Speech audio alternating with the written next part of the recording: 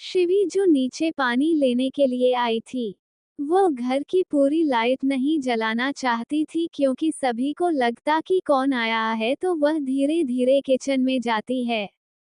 वो किचन की लाइट को जलाती पर तभी उसे कुछ एहसास होता है कि जैसे वहां पहले से ही कोई है।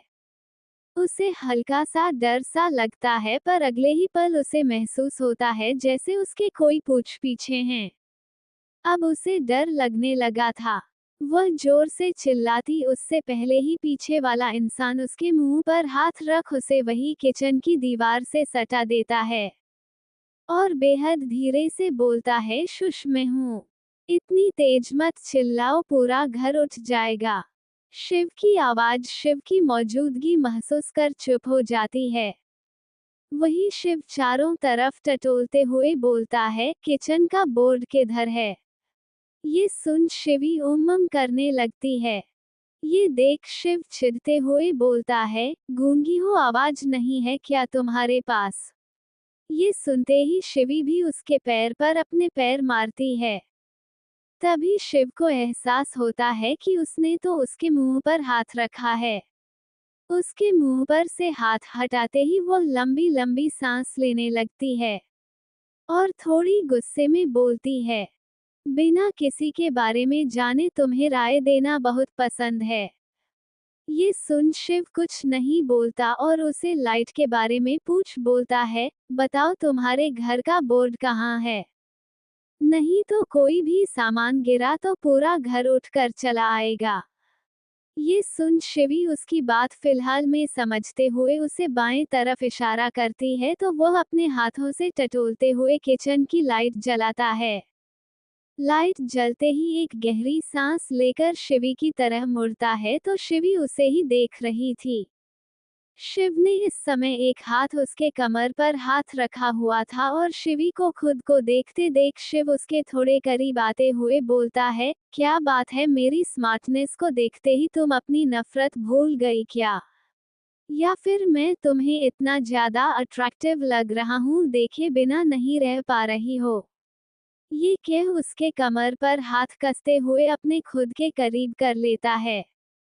वही शिवी जो वाकई में उसके स्मार्टनेस को देख रही थी क्योंकि इस समय शिव पुलिस की ड्रेस में था, जो उसे बेहद अट्रैक्टिव बना रहा था। बाल थोड़े मैसी देखने में बेहद हैंडसम लग रहा था। शिवी एक पल के लिए तो उसमें खोसी जाती है। शिवी का मन आज पूरा दिन उसका बेचैन था। दूर की बात अलग थी पर इसी घर में रहकर उसकी नजरें बार बार इधर उधर घूम रही थी। वह जैसे ही शिव को देखती हैं उसकी नजरें थम सी जाती है।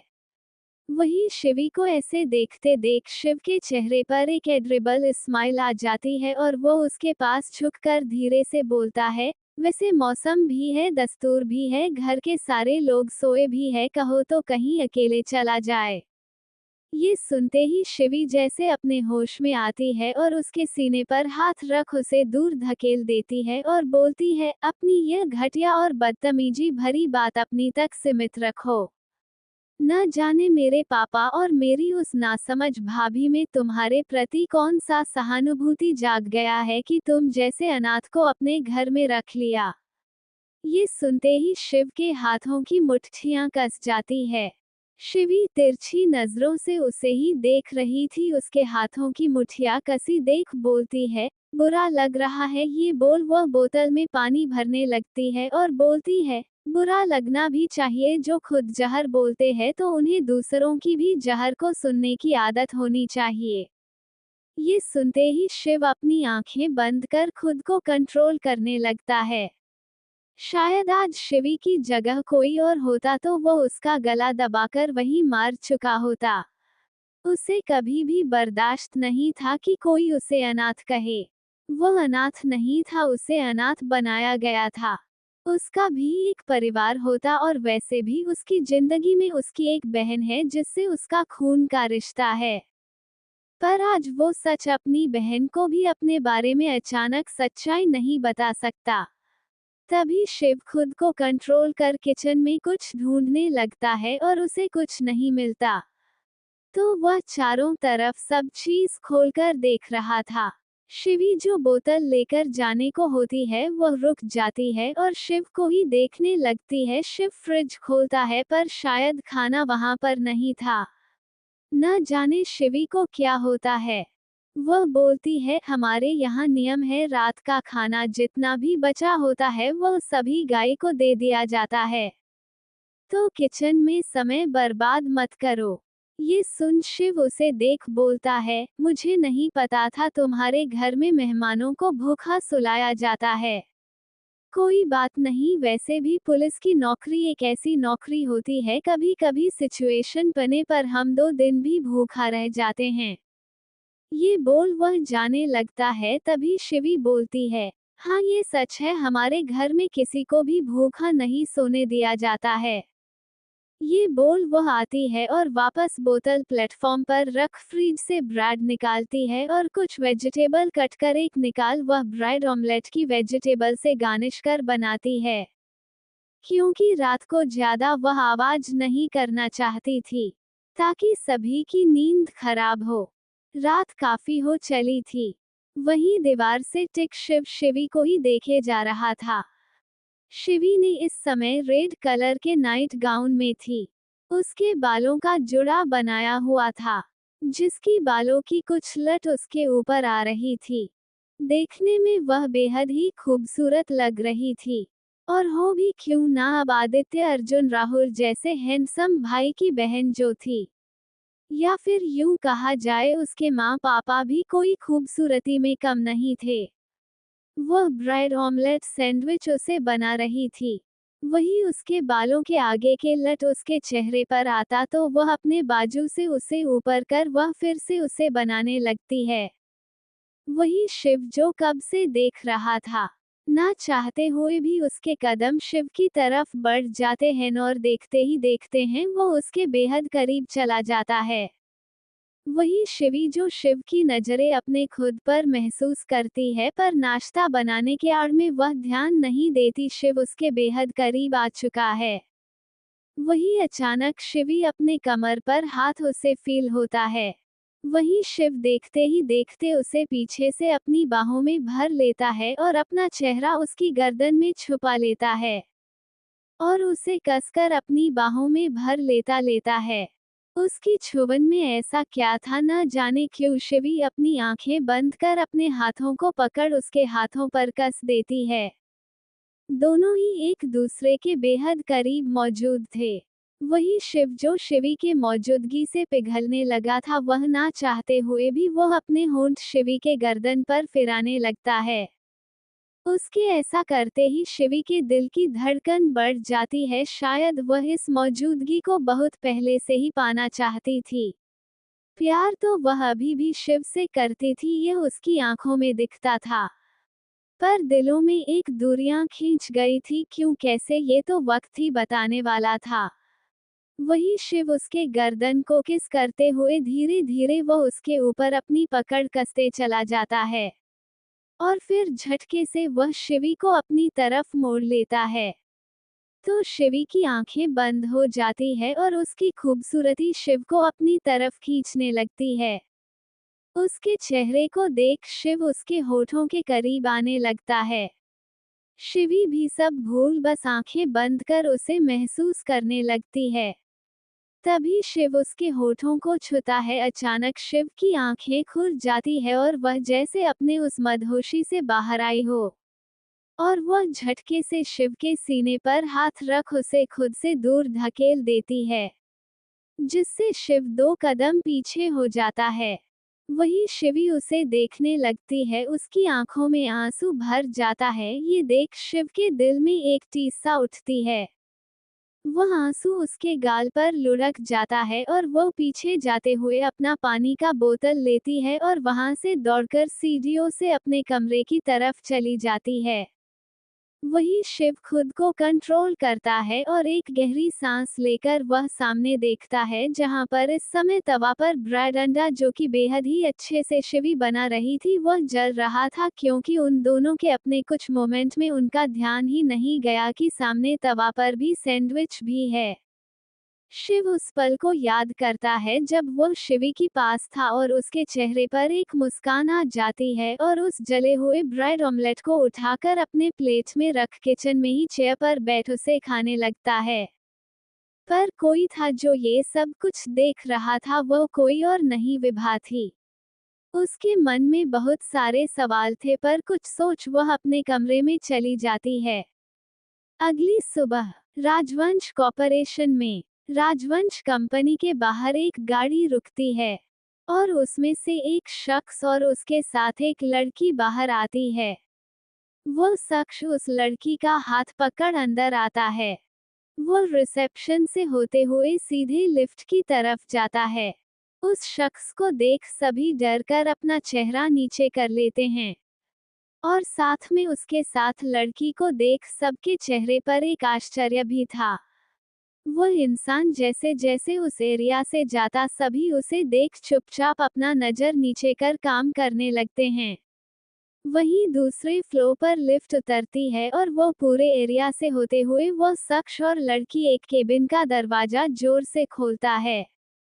सामने चेयर पर बैठा रोहन जो अपनी लैपटॉप में कुछ काम कर रहा था, वह गुस्से में सामने का डोर लाता है पर सामने खड़ी शख्स को देख उसकी सिटी पिटी गुल हो जाती है और वो घबराते हुए बोलता है, अधीरा भाई आप यहाँ पर।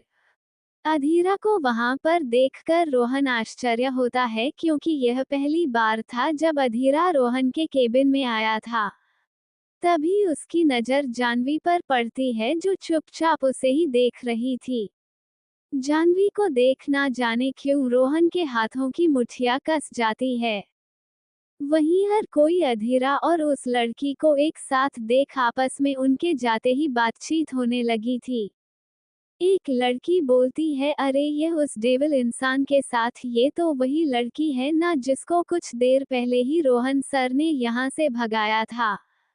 तभी दूसरी लड़की बोलती है, हाँ ये तो वही लड़की है, शायद इसीलिए वह उस दिन सबको धमका रही थी कि तुम सब मुझे जानते नहीं कि मैं कौन हूँ। इसका मतलब यह उस इंसान को जानती है। तभी एक लड़का जो कि एम्प्लॉय था वह बोलता है, अब क्या होगा रोहन सर का। सभी आपस में ही बातों में लगे थे, इस बात से अनजान वहीं पर शैलजा यानी कि शैली उनकी बातें सुन रही थी और उनकी बातों को सुन और समझते ही वह भी ऊपर रोहन के केबिन की तरफ चली जाती है। वहीं कुछ देर बाद अधीरा एक चेयर पर बैठा हुआ था और उसी के बगल में जानवी और सामने रोहन चुपचाप किसी आज्ञाकारी स्टूडेंट की तरह खड़ा था। पर उसकी हालत देख ऐसा लग रहा था जैसे वह कांप रहा हो। अधीरा उसे ऊपर से नीचे देखते हुए बोलता है, लगता है तुम्हें याद दिलाना पड़ेगा कि मैं कौन हूँ। ये सुन रोहन नजर नीचे किए हुए वहीं थोड़ा कांपती हुई आवाज में बोलता है, नहीं भाई, वह मैं इतना ही कह पाता है कि उसे अधीरा की गुस्से से भरी आवाज सुनाई देती है। तुम्हारी हिम्मत कैसे हुई मेरे बहन पर हाथ उठाने की? लगता है तुम भूल गए हो कि मेरे अपनों चीज पर नुकसान पहुंचाने वालों का मैं क्या असर करता हूँ। ये सुनते ही रोहन उसकी तेज आवाज सुन कांप सा जाता है। तभी अधीरा उठकर खड़ा होता है तो उसके खड़ा होते ही डर कर रोहन 2 कदम पीछे हो जाता है। तभी अधीरा बोलता है, तुम्हें पता है ना, मेरे अजीज चीजों पर यदि कोई हाथ लगाता है तो मुझे बिल्कुल भी नहीं पसंद। तुमने तो मेरी जान से प्यारी बहन को छुआ है तो तुम्हें इसकी क्या सजा मिलनी चाहिए। ये सुन रोहन कुछ बोलता कि वही जानवी जो बैठी थी उसे न जाने क्यों अधीरा का ऐसा बोलना अच्छा नहीं लग रहा था। उसने तो कोई कंप्लेंट भी नहीं की थी पर अधीरा जिसने जानवी से उसके राजवंश कॉर्पोरेशन के बारे में पूछा और जानवी ने ये कहकर मना कर दिया कि वो उस जगह पर काम नहीं करना चाहती, पर अधीरा उसके चेहरे के भाव को देखकर ही समझ जाता है क्योंकि सबसे ज्यादा डेस्परेट तो वही थी जाने के लिए। कुछ ही देर में अधीरा सब पता कर लेता है और जानवी को लेकर वहां से निकल जाता है। वही जानवी अधीरा से बोलती है, भाई वह मेरी गलती। वह इतना ही बोल पाती है कि अधीरा बोलता है, क्या तुम्हारे बॉस ने तुम्हें मना किया था इंटरव्यू लेने के लिए? ये सुन रोहन ना में सिर हिलाता है तो अधीरा उसे देख उसके थोड़े और करीब आते हुए बोलता है, तो फिर इसका इंटरव्यू लो और इसे इसकी कैटेगरी के हिसाब से इसे जॉब ऑफर करो और उसके बाद मेरी बहन पर हाथ उठाने का अंजाम तुम्हें बताता हूँ। ये बोल वो वहीं पर बैठ जाता है। पर रोहन के तो पसीने छूट गए थे। तभी अधीरा थोड़ी और तेज आवाज में बात करता है तो रोहन हकलाते हुए जानवी से कुछ सवाल करता है, जिसे देख जानवी ना चाहते हुए भी उसे जवाब देती है। अधीरा की मौजूदगी रोहन को काटो तो खून नहीं वाली स्थिति थी। अधीरा गुस्से में उसे ही घूरे जा रहा था। तभी वहीं नीचे बाहर गाड़ी रुकती है जिसमें से आदित्य, अर्जुन और वीर तीनों ही बाहर निकलते हैं। तीनों ही लिफ्ट से होकर जाने लगते हैं क्योंकि तीनों को ही कुछ जरूरी काम था जो ऑफिस से होकर जाना चाहते थे। पर जैसे ही उनके कानों में कुछ लोगों की अजीब बातें सुनाई देती है तो आदित्य की कदम रुक जाते हैं क्योंकि वह अपने फ्लो पर जा रहा था। तभी आदित्य थोड़ी तेज आवाज में एक एम्प्लॉय को बुलाता है। कम इन। आदित्य को देख सभी शांत होकर खड़े हो जाते हैं। तभी आदित्य उस एम्प्लॉय से पूछता है कि क्या बात है। वह एम्प्लॉय सारी बातें बता देता है। ये सुनते ही रोहन, अर्जुन सभी शॉक्ड होते हैं। आदित्य थोड़े तेज कदमों से रोहन के केबिन में चला जाता है। वही रोहन अपना काम कर रहा था। वही अधीरा चुपचाप बस उसे घूरे जा रहा था। वही शैलजा केबिन के बाहर ही खड़ी थी। ये देख आदित्य शैलजा को तेज आवाज बोलता है, तुम यहाँ क्या कर रही हो? ये सुन शैलजा बोलती है, वो मुझे। तभी वीर उसे जाने का इशारा करता है। शैलजा ना चाहते हुए भी वहां से चली जाती है। वही केबिन का डोर जोर से खुलता है। आदित्य की नजर सामने अधीरा की आंखों पर जाती है और सामने रोहन की हालत देख आंखें बंद कर लेता है। आदित्य को देख रोहन की कपकपाहट और बढ़ जाती है। तभी रोहन उठने को होता है कि उसकी नजर अधीरा पर पड़ जाती है। वही जानवी को न जाने क्यों बहुत बुरा लग रहा था ये सब देखकर। तभी आदित्य रोहन के पास जाता है और खड़े खड़े ही उसका चेहरा मोड़ उसे अपने सीने से लगा लेता है। उसके ऐसा करते ही रोहन के कपकपाहट और बढ़ जाती है। तभी वीर जानवी को जाने का इशारा करता है। तो जानवी एक बार रोहन आदित्य को देखती है, फिर एक बार वीर को देख उठकर बाहर निकल जाती है। तभी आदित्य अधीर को बोलता है, अपनी नजरें नीचे करो और अभी यहाँ से जाओ। पर अधीरा अभी भी वैसे ही बैठा था। ये सुनते ही आदित्य थोड़ी तेज में, अधीरा मैं कुछ कह रहा हूँ, अभी के अभी यहाँ से जाओ। ये सुनते ही अधीरा की नजर जैसे ही आदित्य पर पड़ता है वो उठकर वहां से बाहर चला जाता है। उसके जाते ही आदित्य अर्जुन को इशारा करता है तो अर्जुन अधीरा के पीछे चला जाता है। वही रोहन जो अधीरा को जाते देख रहा था, उसके जाते ही उसके आंखों से आंसू गिरने लगते हैं और वो उसके मुंह से सिसकी निकल जाती है। उसके ऐसा करते ही आदित्य उसके सर को सहलाते हुए, काम डाउन बच्चा, कुछ नहीं हुआ है, सब ठीक है। ये सुन रोहन जाते हुए अधीरा की तरफ इशारा करता है तो आदित्य उसे कसकर गले लगा लेता है। कुछ देर तक रोहन ऐसे ही रहता है। फिर वीर उसे पानी बढ़ाता है तो वो पानी पीता है और अपने आप को खुद को नॉर्मल करते ही रोहन खुद के आंसू को पोंछ मुस्कुराते हुए आदित्य को देख बोलता है, भाई आप यहाँ पर, आपको घर जाना चाहिए ना? ये सुन आदित्य उसे देख बोलता है, हम सब साथ चलेंगे, तुम अभी यहीं रहो, मैं आता हूँ। ये बोल जाने लगता है तो रोहन उसका पीछे से हाथ पकड़ लेता है। आदित्य उसे देखता है तो रोहन नम आंखों से मुस्कुराते हुए बोला, थैंक यू भाई, हमेशा की तरह मुझे संभालने के लिए।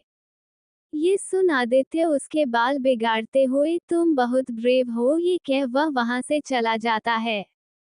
वही वीर वहीं पर बैठा ही रह जाता है।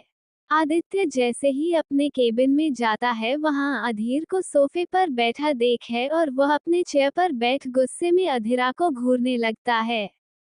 वही अधीरा दोनों पैरों पर अपने हाथ रख सर नीचे किए बैठा था। वही आदित्य एक सिगरेट जलाता है और लंबी लंबी कश लेने लगता है। वही अर्जुन चुपचाप एक तरफ दुबका हुआ था। ये देख अर्जुन का गुस्सा और बढ़ जाता है। तभी अर्जुन हकलाते हुए, क्या चाहते हो कि मैं आज अपनी बीवी से भी ना मिल पाऊं और सीधे ऊपर का टिकट कटा लूं? अरे इस जैसे बैल बुद्धि का गुस्सा शांत कराना मुझे नहीं आता है। ये बोल वह अधीरा को देखने लगता है। तभी आदित्य लगभग 2 मिनट बाद वह अधीरा को देख बोलता है, ऐसा क्या हो गया जो तुम्हें उसके पास जाने की और उसे ऐसे डराने की जरूरत पड़ी? तुम्हें पता है ना कि उसे तुमसे कितना डर लगता है और मुझे ये बताने की जरूरत नहीं है कि क्यों क्यों वह तुमसे डरता है। ये सुन अधीरा आदित्य को देखता है और फिर खुद को नॉर्मल कर बोलता है, उसने मेरी बहन पर हाथ उठाया। ये सुन आदित्य बोलता है, तो थप्पड़ के बदले तुम भी थप्पड़ मार लिए होते, तुम्हें उसके पास रुकने की क्या जरूरत थी? ये सुन अधीरा कुछ नहीं बोलता और अपने हाथों की मुठिया कसा रहता है।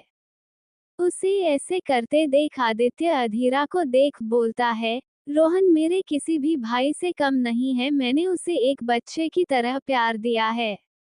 और यदि कोई मेरे बेटे पर कोई अपनी ऐसी नजर रखेगा तो मैं उसके साथ कैसा हश्र करूंगा, इसका अंदाजा है तुम्हें? ये सुनते ही अधीर कुछ नहीं बोलता। ये देख आदित्य उठता है और अधीरा के पास जाता है और उसके कंधे पर हाथ रखता है, तो अधीरा लाल आंखों से उसे ही देख रहा था। ये देख आदित्य बोलता है, तुम्हारा ये गुस्सा दुश्मनों के लिए हो तो ज्यादा अच्छा है। वह भाई है मेरा और मैं नहीं चाहता कि तुम उसके पास कभी जाओ। ये बात तुम अच्छे से जानती हो कि क्यों तुम्हें उसके पास नहीं जाना।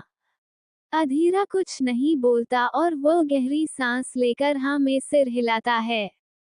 अधीरा तो सिर्फ रोहन को डराना चाहता था, पर शायद वह भूल चुका था कि रोहन उससे किस हद तक डरता है। शायद यही वजह है कि आज तक रोहन कभी भी अधीरा से सामना नहीं किया।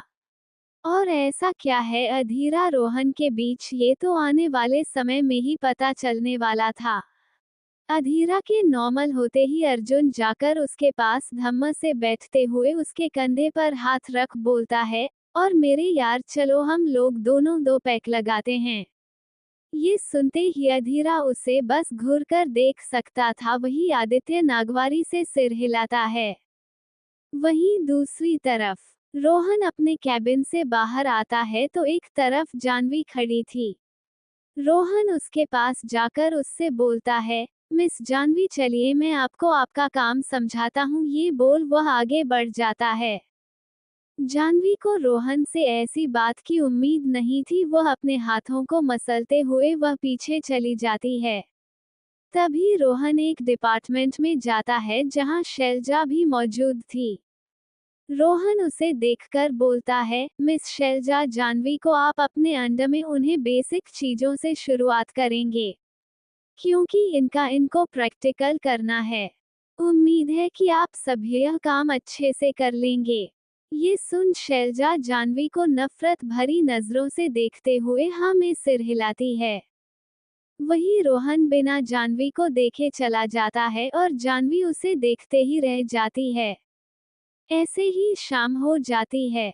वही राजवंश हाउस में सभी बैठे आपस में बात विचार कर रहे थे कि न्यू ईयर आने वाला था और उसी की सारे लोग प्लानिंग कर रहे थे कि कौन कहाँ जाएगा। वही आन्या और कीर्ति एक्साइटेड होते हुए बोलती है, क्यों ना हम सभी एक साथ पिकनिक पर चले। उसकी आइडिया लगभग सभी को सही लगती है।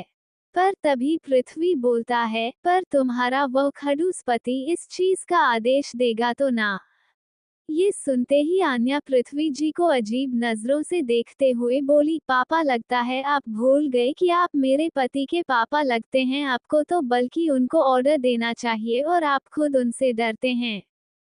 ये सुनते ही पृथ्वी आंखें बड़ी कर बोला, कौन मैं डरता हूँ? फिर हंसते हुए बोला, ये तुमसे किसने मजाक कर दिया? तभी बाहर से आवाज आती है, क्यों नहीं डरते हैं आप मुझसे? यह आवाज सुनते ही पृथ्वी चुप हो जाता है। वही सभी आपस में ही मुस्कुराने लगते हैं।